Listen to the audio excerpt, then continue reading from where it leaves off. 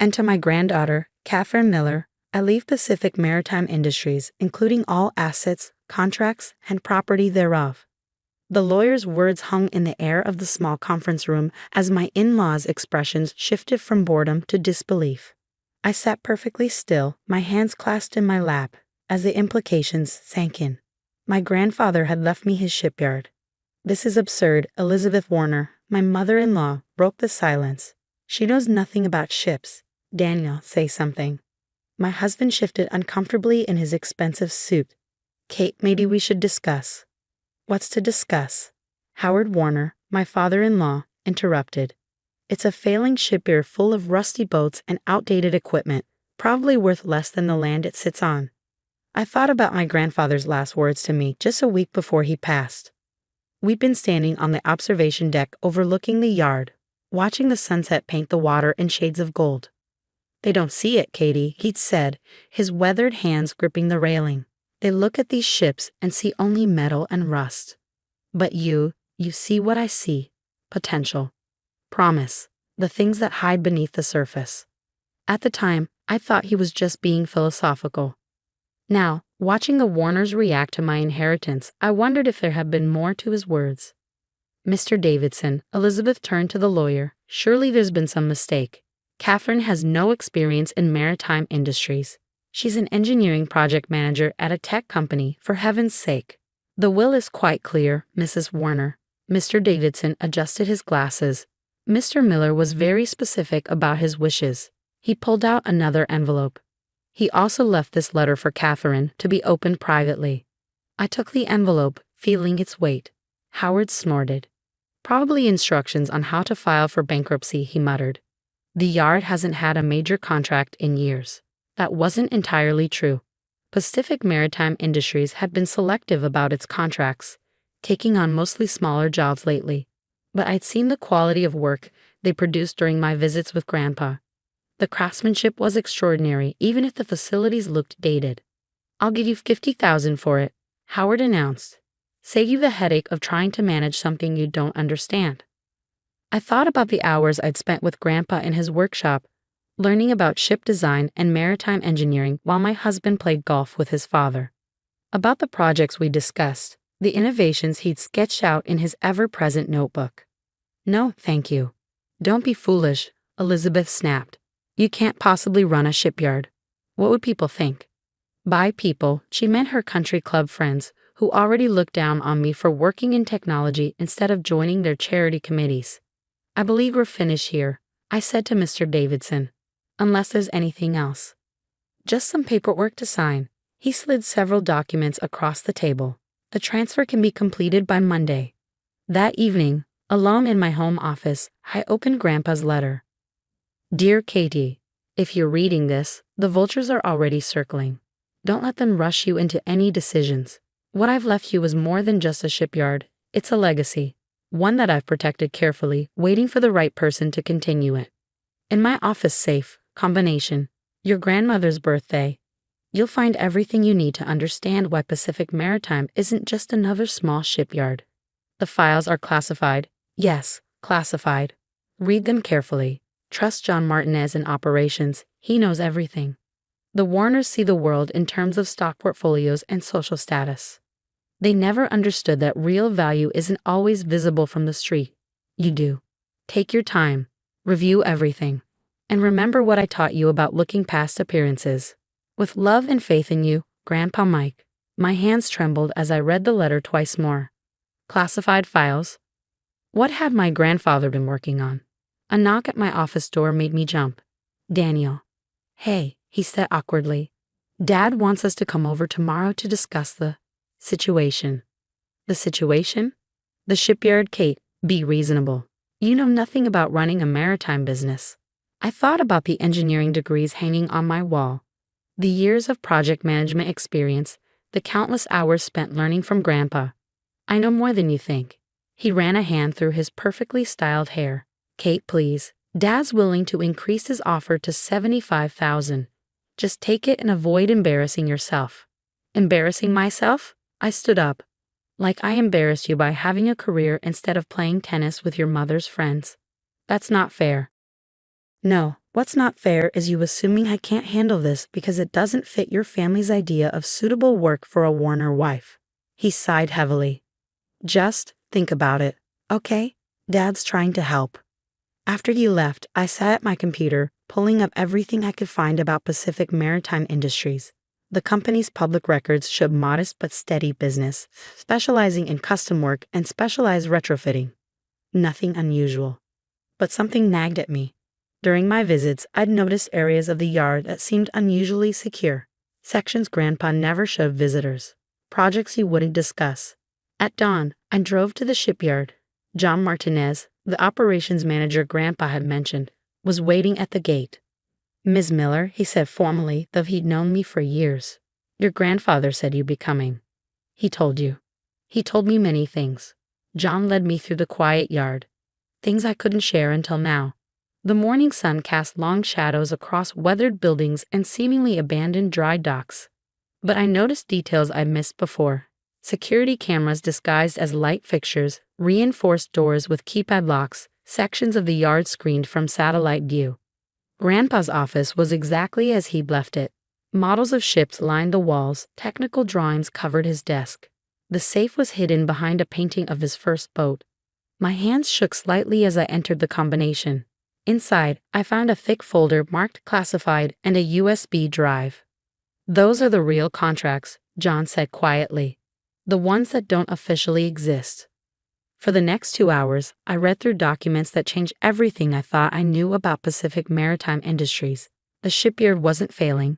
It was running secret government projects, specialized modifications for Navy vessels, prototype testing for classified marine systems. Work that had to be done off the books, away from prying eyes. "How long?" I asked John. 20 years. Your grandfather's expertise in marine engineering caught some important attention. They needed a small, reliable yard for sensitive projects. Somewhere that wouldn't attract notice. "The outdated equipment?" He smiled. "Take a closer look." We walked to what appeared to be an old warehouse. Inside, past layers of security, I found state-of-the-art manufacturing equipment, computer-controlled fabrication systems, technology that wouldn't exist in the civilian sector for years. "This is why he left it to you," John said. "You have the engineering background to understand the work, the project management skills to run it, and the discretion to keep it secret." My phone buzzed. Daniel again. "Dad's expecting us for dinner. He's prepared all the paperwork for the sale." I looked around at the hidden heart of Pacific Maritime Industries, at the legacy my grandfather had built and protected, at the truth beneath the carefully maintained illusion of a struggling small business. "Tell Mr. Warner I won't be coming," I typed back. "I have a shipyard to run." John handed me a secure phone. "You'll want to take this call. It's from the Pentagon." I smiled, thinking of my grandfather's words about seeing beneath the surface. The Warners thought they were saving me from embarrassment. They had no idea what they were trying to take away. The secure phone felt heavy in my hand as Admiral James Richardson outlined the situation. "Your grandfather was a key partner in our Advanced Marine Systems program," he explained. "Pacific Maritime's work has been crucial to national security." "I understand," I said, watching through the office window as workers moved about the yard. Workers who, I now realize, held high-level security clearances. "We need to know if you're prepared to continue the relationship," the Admiral continued. "The current projects are sensitive and time-critical." I thought about the technical specifications I'd just reviewed, the innovative designs that bore my grandfather's distinctive touch. I replied. "But I'll need to deal with some family complications first." "Ah yes, the Warners." He paused. "Your grandfather mentioned them." "Just remember, nothing about our work can be disclosed. Nothing." After the call, John showed me the real operation. Behind the facade of peeling paint and rusty equipment lay a cutting-edge facility. Advanced composite materials research, prototype testing pools, specialized manufacturing cells. "Your grandfather maintained the old appearance deliberately," John explained. "It kept people from asking questions." My phone buzzed continuously, texts from Daniel, calls from his parents. I ignored them all until a message from Elizabeth caught my eye. "Your stubbornness is embarrassing the family. Howard has connections who can make running that junkyard very difficult." I showed the message to John. He laughed. If they only knew who our real connections are. The next morning, I arrived at the Warner estate for the emergency family meeting they demanded. Howard sat behind his massive desk, transfer papers ready. Finally seeing reason, he asked as I took a seat. Actually, I'm here to discuss your offer. I smiled. I've had it assessed. $75,000 is inadequate. Elizabeth sniffed. For that decrepit yard? Please. You're right, the yard does look decrepit. I pulled out my own folder, but appearances can be deceiving. What's that supposed to mean? Howard demanded. It means I've reviewed the books, the real books. Pacific Maritime Industries' actual value is, I named a figure that made Elizabeth spill her tea. Impossible. Howard sputtered. There haven't been any major contracts. Any public contracts, I corrected. Would you like to guess why? Daniel leaned forward. Kate, what are you saying? I'm saying that my grandfather built something remarkable, something valuable, something I intend to continue running. You can't, Elizabeth declared. You don't have the expertise, the connections. My secure phone rang. The Admiral's name flashed on the screen. Excuse me, I said sweetly. I need to take this call from the Pentagon. The silence as I discussed classified project timelines was delicious. Howard's face cycled through shades of red. Elizabeth's perfect makeup couldn't hide her shock. After I hung up, Howard tried a different approach. Kate, be reasonable. With my business experience, we could expand the commercial operations, make it a proper. No, I stood up. The yard stays exactly as it is. Now, if you'll excuse me, I have a meeting with the Navy's Advanced Systems Development Team. The Navy? Daniel's voice cracked. What's really going on, Kate? I can't tell you. I gathered my things. But I suggest you stop trying to interfere with my inheritance. Some of our connections don't appreciate complications. Elizabeth followed me to the door. You can't just walk away from this family's guidance. Watch me. Over the next few months, I immersed myself in the yard's operations. The work was fascinating. Cutting-edge technology disguised as routine maintenance. We developed systems that wouldn't be public knowledge for years. Daniel moved out after I refused to share details about my work. I can't be married to someone who keeps secrets, he said. You mean you can't be married to someone who won't bow to your family's control? I corrected. Howard tried using his business connections to cause problems until two serious-looking men in dark suits paid him a visit. He stopped after that. Elizabeth still hosted her charity galas, but the whispers had changed. Why did government vehicles visit that worthless shipyard? Why did Catherine Miller have a military escort at industry events? 6 months after inheriting Pacific Maritime, I sat in my grandfather's old office, my office now, looking at photos of his early days in the yard. John knocked on the door. The new prototype passed final testing, he reported. Admiral Richardson is very pleased.